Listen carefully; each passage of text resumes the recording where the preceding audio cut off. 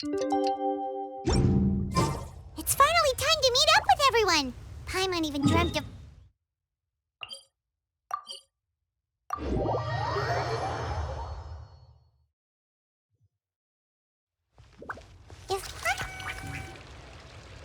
Ayaka! Yoimiya! You're already here!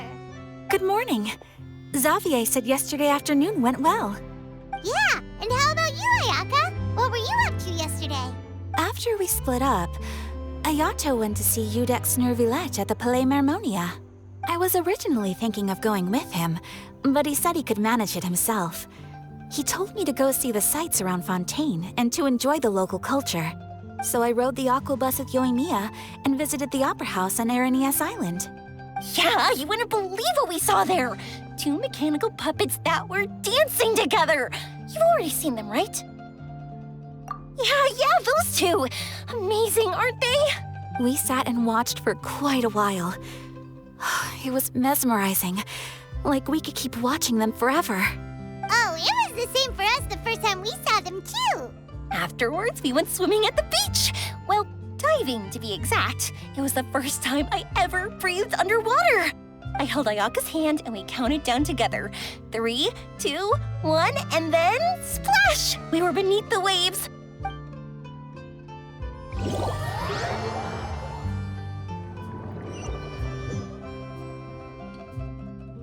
At first, I didn't dare to open my mouth. But once I couldn't hold my breath any longer, I decided to take a big breath in. Turns out the water wasn't as salty as I imagined. It didn't really taste like anything at all.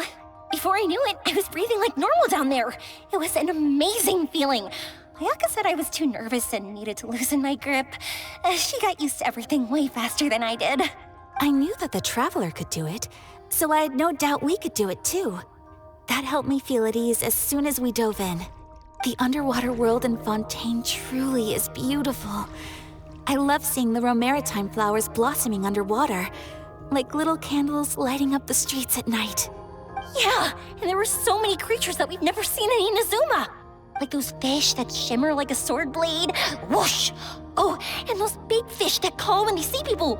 Ooh. Oh, you mean hunters' rays and blubber beasts. I just love the name Blubber Beast. Just wait till Pops and the others hear about this. They probably won't believe a word I say.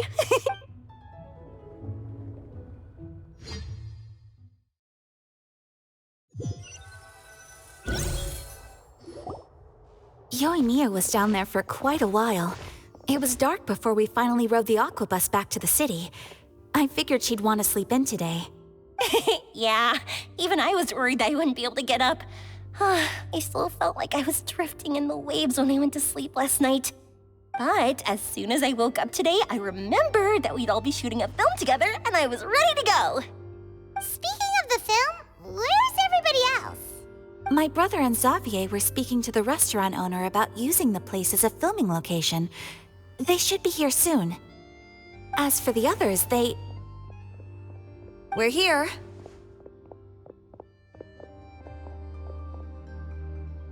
Please excuse my tardiness. I just finished the Special Patrol's 6-mile morning jog. Wait, 6 miles? I'm so tired. I heard you all chatting, so I decided to come down. I sure could. Good morning, everyone. Morning. Can someone fetch me a cup of coffee?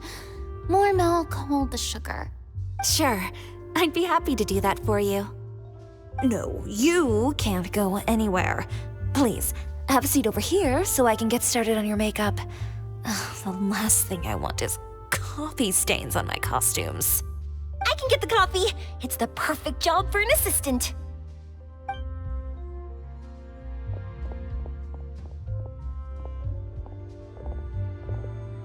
So much energy. Seriously, what's her secret? Oh, Yoimiya's always like that. But you sure look exhausted, Farina. It's because you're not used to waking up so early, huh? Of course not. I spent the whole night reading the novel from cover to cover, marking sections that either need to be omitted or adapted. Wow, Paimon didn't expect you to be so thorough. Well, I was the biggest star in all of Fontaine after all. It takes more than just a pretty face to earn a reputation like that. I know how to get serious when the situation calls for it. I went all out when I was acting as an Archon, so why wouldn't I do the same for my own life? Here's your coffee, Director Farina. Oh, thank you. The sound of being called director and the aroma of coffee feels almost as refreshing as hearing the birds chirping in the morning. Ah, it seems everyone has managed to arrive on time. We've reached an agreement with the restaurant owner. We are free to use the second floor to shoot our film. Really? That's great! He is really looking forward to our film and hopes that providing his restaurant as a filming location will attract more customers. Well then, Mr. Xavier, I'll leave the rest to you. Okay, thanks. First, I'd like to introduce our new members. This is our prop manager, Veronique. She'll be in charge of all the film's props and items. And this is Bonneau, our lighting technician. He'll be in charge of lighting and illumination to set up each scene's atmosphere. Wow. Sure feels like we have some real professionals joining the crew now.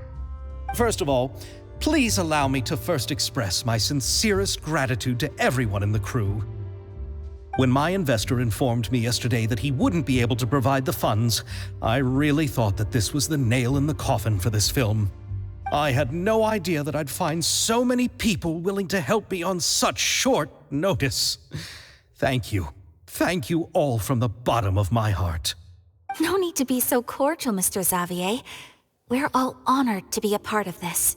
Your works made a profound impression on me when I saw them back in Inazuma. I am sure that someday, this film will be remembered as a prime example of cultural exchange between Fontaine and Inazuma. Yes, the story is the reason I agreed to join. I can't bear to even imagine what this film would look like without the very best director. Anyway, I would like to make a promise to everyone that as the producer of this film, I'll do whatever I can to ensure that everything goes as smoothly as possible. This is not just my film. It also embodies the thoughts and feelings of every person here, as well as the endless effort we are about to pour into it. So, without further ado, the Two Musketeers will officially begin filming now! You may take it from here, Director Farina. All right, listen up, everyone.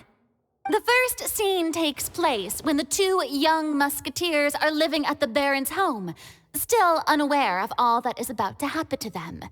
We'll need props and lighting to set the scene. Our lead actors can go get their makeup done, and extras, please take this time to go over your positions. Whoa. Seems Farina's really kicking things into gear as the director. Is everyone clear? I don't want anyone traipsing around the set like umbrella finches. All right, cameras will start rolling as soon as the set is ready. Let's make a film that'll make some serious waves in Fontaine. Not the kind of waves that drown people. I mean, the good kind of waves. Seems like she's still a bit traumatized by that. Anyway, let's go see if there's anything we can do to help.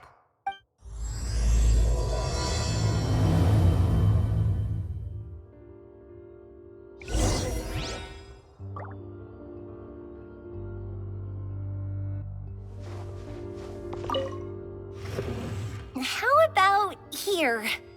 A little more to the left. You got it. Hey, Yoimiya, do you need a hand? No, I'm fine. You know, doing the lighting is kind of like designing a fireworks show. It's interesting to imagine what kind of atmosphere the lights will create. I heard that the Traveler will be operating the camera and Paimon will be the clapper loader, right? Those roles are just perfect for the two of you. Really? Is that because it'll be easy for Paimon to hold the clapperboard while flying? Well, sure, there's that, but that's not exactly what I meant. I just think that after all your journeys together, you two must have developed a super close bond and just naturally know how to work with each other. If I'm not mistaken, the director will want the cameras rolling as soon as the clapperboard goes clack. Oh, I see. It's amazing to see the magic behind filmmaking. Yoimiya, we need lights over there, too. Oh, on it! I've got to get back to work. Chat with you later.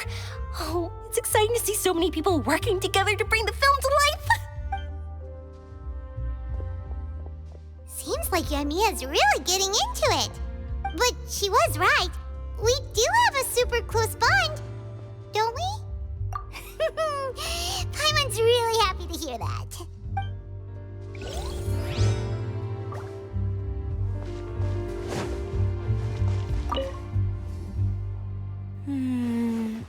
Ayaka has mentioned you to me before. She said that you two were great friends when you were kids. No talking. I'm thinking about how to do your eyeshadow. Ah, yes. To help me really look the part. To achieve a more young and naive look for this scene. Are you saying the wrinkles around my eyes are too deep? You just have too much of a calculating look in your eyes. You sure don't mince your words. It seems you really haven't changed much. Quiet.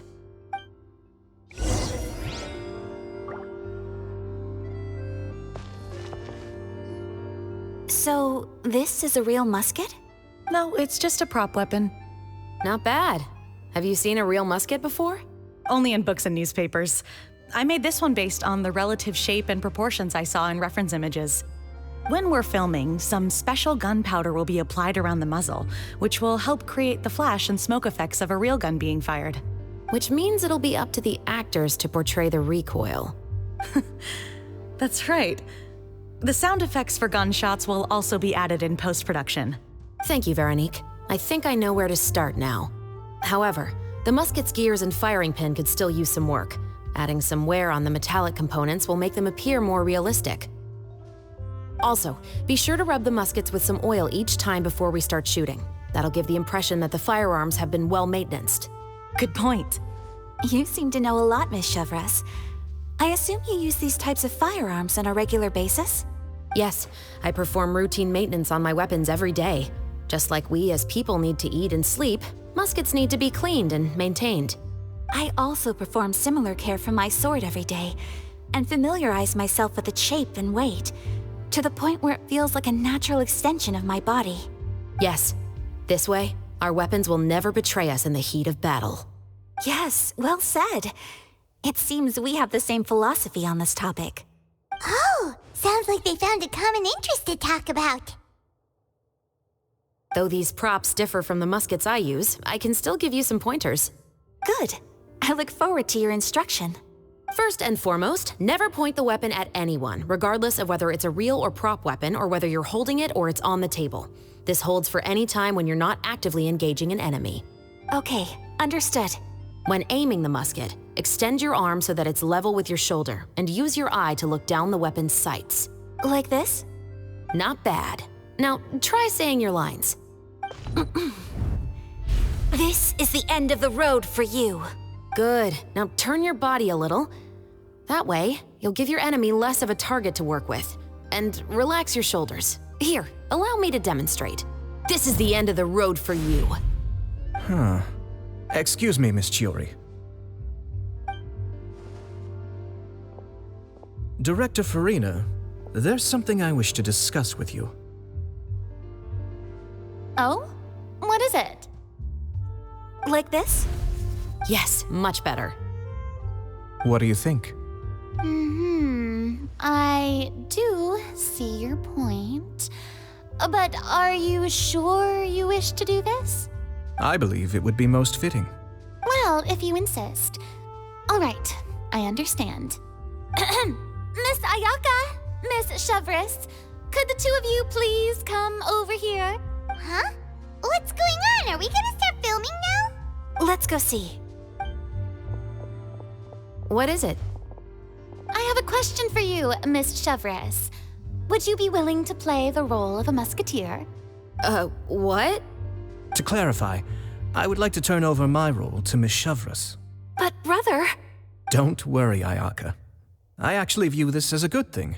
I was becoming troubled trying to set aside some time to speak to the staff at the Palais Mermonia. I would like to have some conversations about the cultural exchange between our two countries, and I've heard that the bureaucratic process here can get rather complicated. Now, I will be able to focus on my work. Besides, you also know that I'm not really one for public performances. Are you really sure? From a director's point of view, I also felt like the relationship between the two musketeers in the original story could be improved. The older brother in the story plays the lead role with his overbearing character, but this causes his character to overshadow that of his sister, and the theme of the two supporting and relying on each other isn't conveyed very well. But if we were to change the siblings to two sisters of a similar age, then that aspect of the story might come through more clearly. Also, I've seen you instructing Ayaka. That cold and dignified personality is exactly what we need for the older musketeer. Of course, even with all these insights, the decision should still be made by Miss Chevreuse. Chevreuse mentioned that she really likes the story, right? Paimon bets that she'll take the role. All right, I'll take the role. Good. It's decided then. I'll get started on making edits to the script. We'll also need to make some immediate adjustments to the lighting, props, and costumes. I have a feeling that our adaptation will be even better than the original story. You're doing a great favor for me, Miss Chevreuse. You have my gratitude. Don't mention it. I like this character, so if anything, I should be the one thanking you. Well, since my brother is the one who brought up the idea, I suppose there's no need to worry. Let's go, Miss Chevreuse. I look forward to working with you. Please, just call me Chevreuse.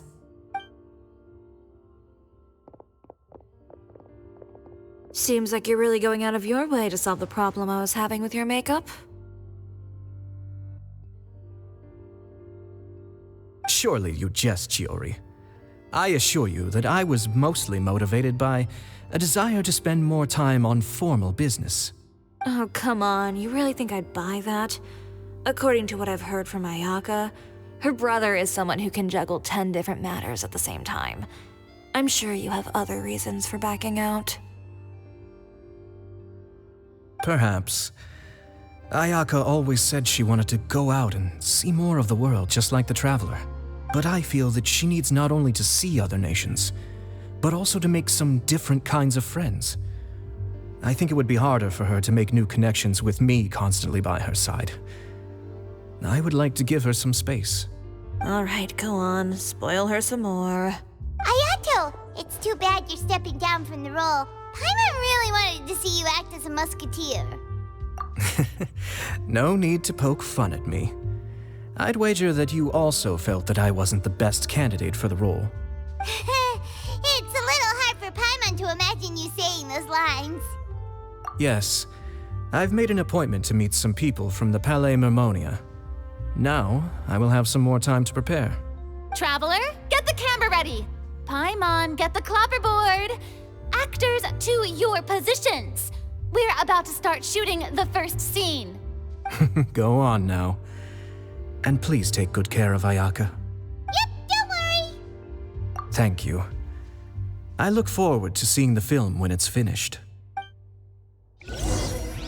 All right, now that we're all here, let me help set the scene for everyone. The first scene takes place when our two main characters are still living at the Baron's estate. They've been ostracized and verbally abused by others in the household, but they still have no idea why. We want to capture how naive and innocent they are despite their pain. Chevreuse will be playing the role of the older sister, Tulip, and Ayaka will be the younger sister, Iris. Be sure to get close-ups of the main characters at the right moment. Silence on the set! Lights, camera, action! Let's go! Tulip, Mother's been out for quite a while now. Perhaps she went to pick some flowers on the way home. You know how she loves flowers. Iris, Tulip! I'm home!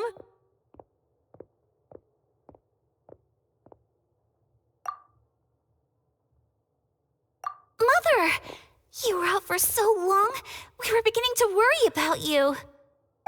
I'm sorry, but I'm back now, safe and sound. Here, I brought your favorite treat, apple turnovers. Mother, what are those bruises on your hand? Huh? What bruises? Oh, I must have bumped into something while I was working yesterday. But I didn't notice them this morning. Then perhaps they're from when I accidentally tripped when I was out just now. By the way, did you have fun playing at home? What's the matter, Iris? Well, we've realized that no one really wants to play with us. They even took Iris's doll and spat at us. And they even called us names. They said we were... Shh. It's all right. Don't worry. Girls, listen to me. It doesn't matter what anyone says. Don't listen to them. No one can define you with such words. You both have wonderful lives ahead of you. Just like your names. You will both blossom like beautiful flowers. Maybe your time to blossom hasn't quite come yet, but one day, you two will bloom more beautifully than anything else. Don't let the soil you're in now ruin your future beauty. Understand? My dear daughters. And cut! Not bad. The actor's emotions were all on point. Let's keep that take. Also, if our clapper loader could avoid shouting at the start of the scene next time. Oh, got it. Great. I was a little worried that my nerves would get the better of me. What about you, Chevros? I felt fine. The lines weren't too difficult at all. Seems like Farina must have adapted the role nicely. You two were great. I couldn't tell it was your first time acting in a film. You should have more confidence. Thank you for your encouragement. Positions, everyone! We'll move on to the next scene after we try a few more camera angles.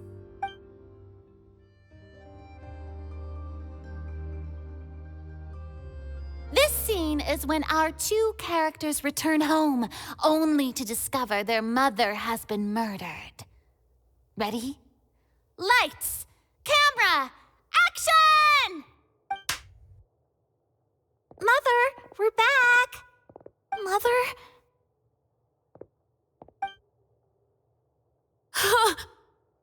What's wrong, Tulip? Iris, stay away! Huh? Why? What's... Mother! Mother... She's...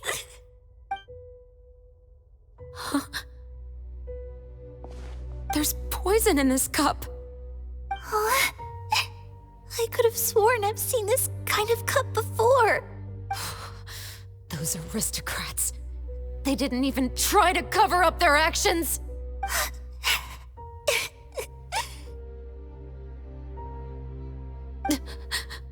Iris, we need to leave this place.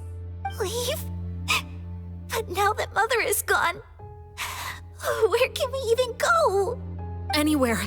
All I know is that we can't stay in this house. But are we just going to let them get away with this? We'll have our revenge, I promise you. Just not right now.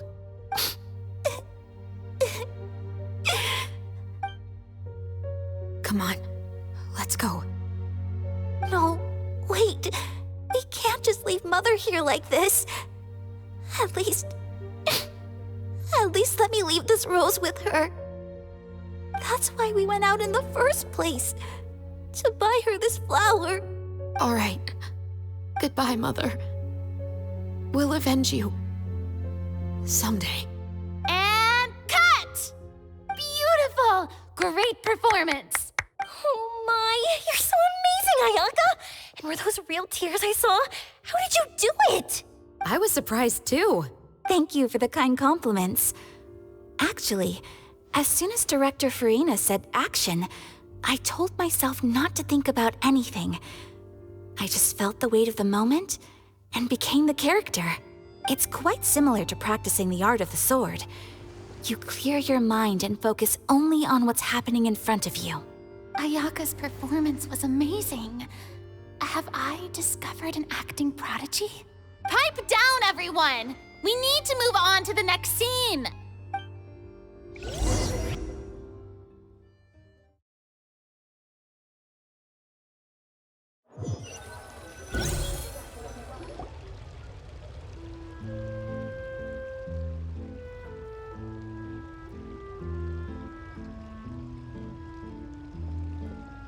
Huh?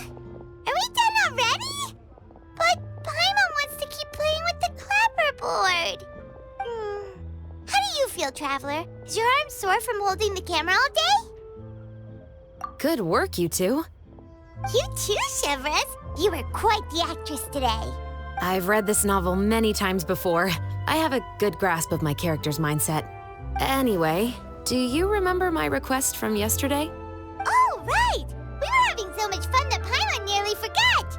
You have a case where the murders seem really similar to the cases in the novel, right? So, how are they similar exactly? In the story, the main characters grow up to become two musketeers, always using their guns to carry out their revenge. And on each of the victims, they place a rainbow rose as a signal that they've returned. Yes, that's correct. We found rainbow roses just like in the novel. Seems like you're connecting the dots now. Oh, that does sound pretty concerning. Especially after seeing the script today. Ooh, now Paimon can't stop wondering what kind of ulterior motive the murderer might have. What do you think, Traveler? You're smart. Paimon wants to hear your thoughts. Good. On behalf of Fontaine's Special Security and Surveillance Patrol, thank you for your dedication to justice. There's no time to lose. We should start investigating right away. Follow me. Huh? Right now? But we just got done filming all day. Paimon's so tired. The most valuable intel always comes after nightfall. They are like small, remote islands in the middle of the sea. If you don't stay vigilant, you will pass right by them in the fog. That's how one of my favorite books always puts it, at least. So where are we going right now? Let's start by checking out some workshops that sell mechanical components. If the culprit is making their own weapons, it's very likely that they'll visit those sort of places.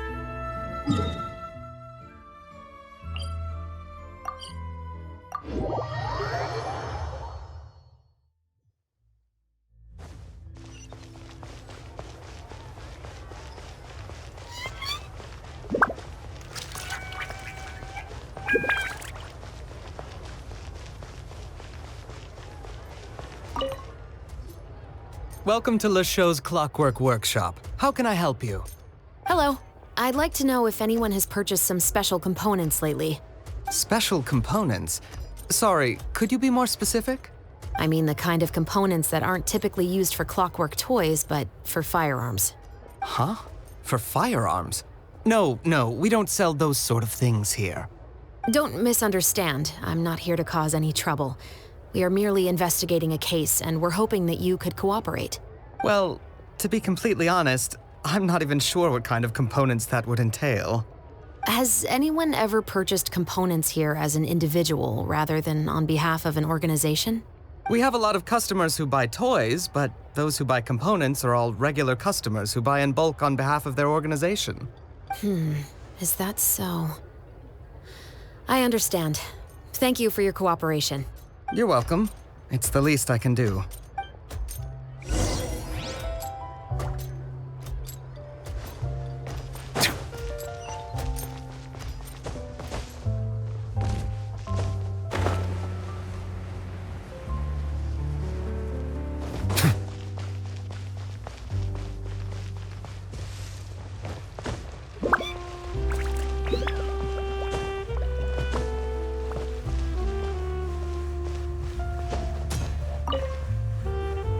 Oh, hey, Chevres.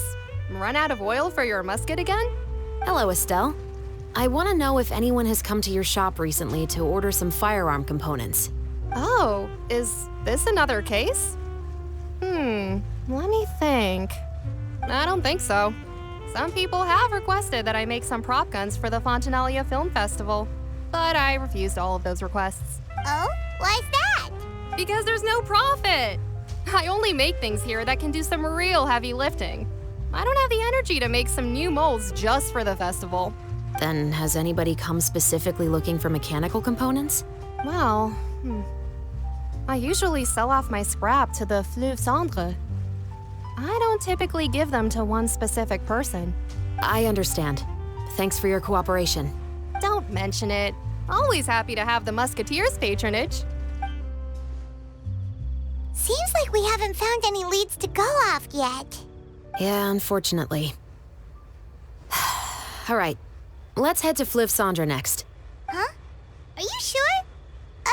People might not be so thrilled to see the captain of the special patrol there. You think so, huh? Then I guess you don't know. Huh? Know what? That I grew up in Fleuve Cendre.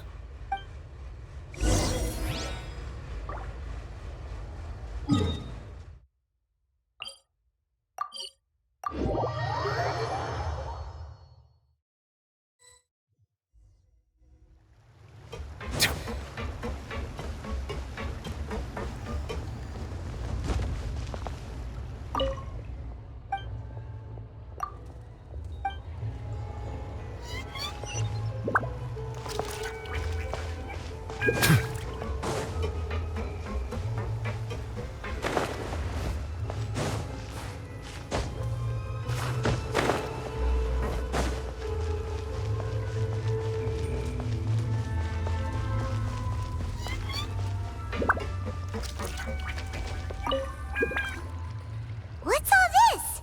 Some broken planks and barrels, as well as some liquor bottles? Yes, but have a closer look, Paimon.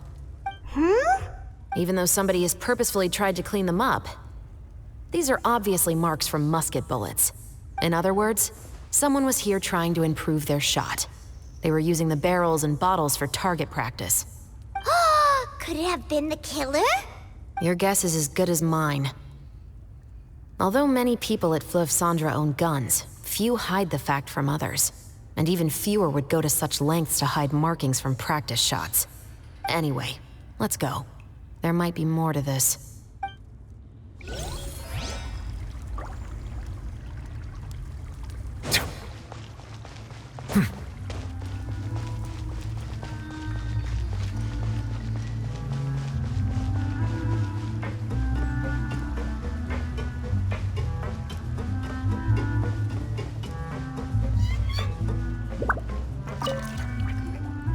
Hello, I'd like to ask some questions. I don't know anything. Don't worry, I'm not here to arrest anybody. You say that now. It's the truth. Here, take this as my guarantee. Wait, did Paimon just see what she thinks she saw? Is the captain of the special patrol bribing a citizen? Seems you're different from the other guards. What do you want to know? Have you heard anything related to muskets in Fleuve Cendre lately? Anything at all? Muskets, huh? All I know is that about 2 weeks ago, we started hearing some loud noises at night. So loud that it's been waking me up. Were they gunshots? Possibly. It's hard to tell around here. Someone's house collapsing, a pipe exploding somewhere, it's all the same. But the noises I'm talking about definitely happened after I fell asleep. Do you know where the noises were coming from? I don't remember clearly. Is it that you don't remember, or that you need to think about it some more? You tell me. Then please, think about it some more. She's giving her even more. The noises came from the end of the Southern Waterway. I came out and had a look for myself when I wasn't sleeping well, but I didn't dare get too close. That's all I know. All right, I'll take your word for it. Thanks for the pâte de fruits.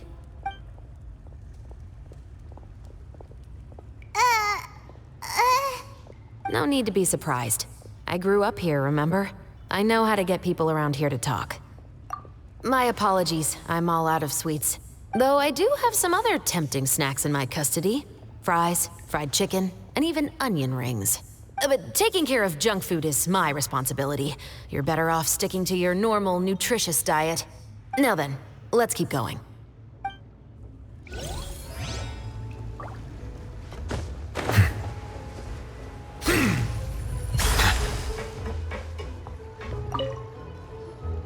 It's been a while, Tetro. Please, just get on with your request. I want to know if you've heard anybody talking about muskets lately. Information isn't free, you know. I've heard that bandits have been extremely active in the countryside recently, and they've been affecting the delivery of goods to Poisson. I can allocate some more manpower to help out with that problem. What do you say? You're still as helpful as ever. One of our men got drunk at dinner about a month ago and lost his gun. 3 days later, it turned up in the corner here. What's weird about that? He just forgot where he put it, right? This is Fleuve Cendre, my friend. Anything of value left in the tavern won't ever make it to the next day. But that gun turned out to be an exception. It didn't get any new wear and tear on it, and didn't even appear to have been fired. We were quite mystified as to what could have happened. I suspect it came back because the weapon was already known to the guards. You mean, a criminal was afraid the Marechaussee Phantom would use the shot marks to track them down? Maybe. But if that's the case, the culprit really took great care to avoid getting caught. I didn't say anything about a criminal. In Fleuve Cendre, knowing who was killed is as easy as knowing what clothes you're wearing today. It's the guy living in the east side, isn't it? I've never liked him. Every time he's here, he just orders a drink and sits there with a nasty look in his eyes. So, who was the one who lost the gun in the first place? Don't bother. Even if you ask, he wouldn't admit to owning a gun to some strangers. Not to mention the captain of the Special Security and Surveillance Patrol. He's right. I know you grew up here, Chevres. Even though you're on good terms with the Spina, you've still been gone too long. Not many people know you here now, and a lot of people don't like the Special Patrol. I know. So take my advice and don't show your face too much around here. It's for your own safety. I'll come and go as I please, and I'm afraid I'll be appearing more often due to my work. All right. Don't say I didn't warn you. Seems like that's all we'll be able to uncover for today. Paimon feels like we managed to learn a lot more here than up on the surface. Yes. Assuming that everything we found is indeed connected to our suspect, then their timeline was probably something like this. A month ago, our suspect found a gun and took it home to disassemble it. Once he'd figured out its mechanics, he brought it back. In the following weeks, he used some parts to create his own makeshift musket and took it to the Fleuve Cendre for target practice. Then, a few days ago, he found his target and carried out the murder. Once the deed was done, he left a rainbow rose on the body, just like the scene in the novel. That all makes sense to Paimon, but we're still no closer to figuring out the killer's identity. The deceased was a resident of Fleuve Cendre. It's said that he was a poor, solitary man. Yeah, that's also something I'm trying to figure out. If we are indeed following the novel, and there's a story behind the murder, then this murder should be an act of vengeance. But according to our investigation, the deceased didn't have any enemies. He was no saint, but no one's heard of a rival who hated him enough to shoot him dead, much less care to leave a rose on his body. What message is the killer trying to convey, and to whom exactly? We've thoroughly investigated that possibility. He claims to have spent the whole day at the Opera House on the day of the murder, and the staff there have confirmed his account. Okay, so he has an alibi. Not only that, he lacks a credible motive as well. He has a family of his own, and both of his parents are still alive. I've looked into his records. He was adopted at the age of 6, and all the proper procedures were followed. There are also records of him at an orphanage before then. In the story, the mother of the 2 musketeers was murdered after the children turned 10. Of course, he could have changed the children's ages, but I don't want to assume anything without evidence. More importantly, I've also had a chat with him in person. He didn't seem like the kind of person who would pull the trigger to kill a man. Then, what should we do now? We have all this new information, but it doesn't help us move forward. Investigations take time. I didn't expect us to catch the culprit in just a single day. How about this? Let's spend the next few days filming with the crew. We can continue the investigation once we're done with the film. I'm sure that given time, new leads will present themselves. Wait, but weren't you saying Intel is like small, remote islands in the middle of the sea just a moment ago? Wouldn't you just miss them if you were to stop looking? Ah, but the book had more than one reference to the islands, Paimon. Oh? What else did it say then? As long as you spend enough time sailing through the fog, you'll eventually come across an island.